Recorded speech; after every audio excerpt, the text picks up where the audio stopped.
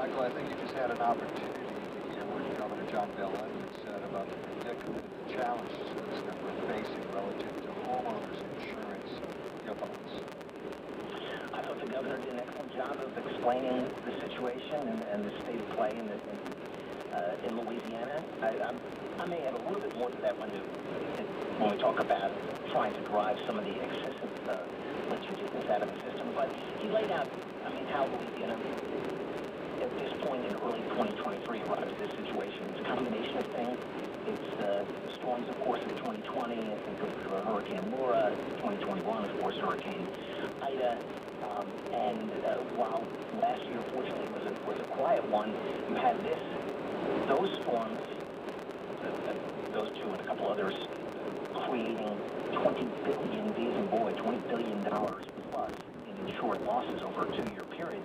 And then, I'm almost done with the installation, but then you had a number of insolvencies. There's public perception that insurers have endless deep pockets, but not all of them are as well capitalized as the others. And so you had a couple of insolvencies.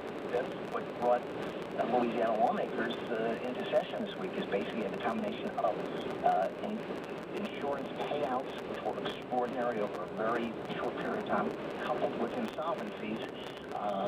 And I just heard you're a citizen's policyholder, and hopefully the state legislature will come up with a plan to make you a former citizen's policyholder. Not soon enough. and no offense to citizens, because they've been nothing but nice to me. Michael, let me ask you this. Let's say that this was the best experience. How many insurance companies could we anticipate, just in general with your experience, that would have an interest in writing homeowner insurance policies in the state of Louisiana? In the best of times, and I know this is a hypothetical, I think it would always be difficult, because when I think of places where it's difficult to write property insurance profitably, there's a couple of states that come to mind, and Louisiana is one of them. Florida, Texas, California, and there's a running theme here. This is where all the natural disasters, the expensive ones, tend to occur. So I think it would always be. Nonetheless, there are a lot of innovation going on in the industry. There's a lot of competition generally, and there are a lot of insurers who look at a challenge and try to underwrite profitably if they can.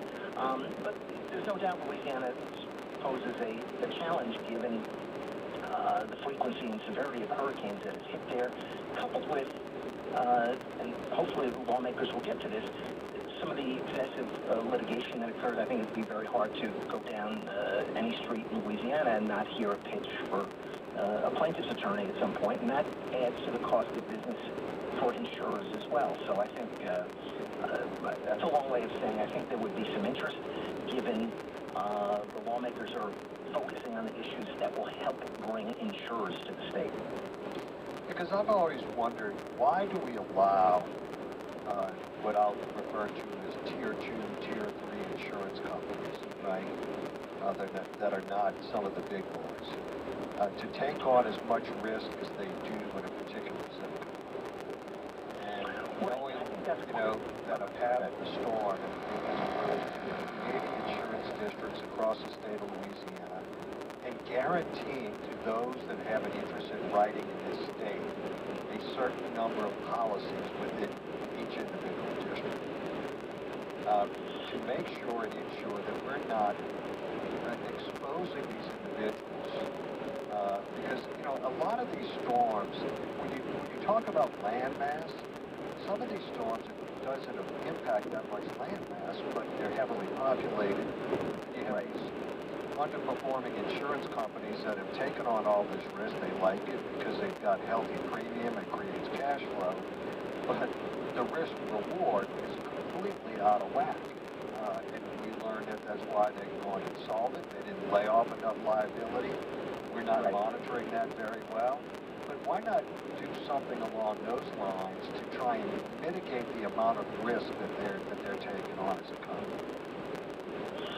Well, I think the governor got into it a little bit. You want to, and also some of the lawmakers in the special session, you want to have well-capitalized companies, and that's why they're tying some of the money in terms of the Insure Louisiana Incentive Program to making sure that the companies that are taking advantage of this are of a certain financial strength. I think the other thing is, and the governor said it very well, we have an elected insurance commissioner who's tasked with, basically with two main tasks, which are, one, making sure that the insurers are financially strong, and two, is consumer protection. And part of consumer protection is making sure that on the other side of the homeowner's insurance policy is a fiscally solvent insurer, because this is what you're seeing today in the past couple of years with the insolvencies.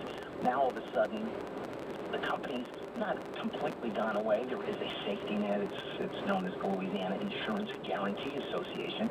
But in your best case scenario, you don't want to be having this conversation.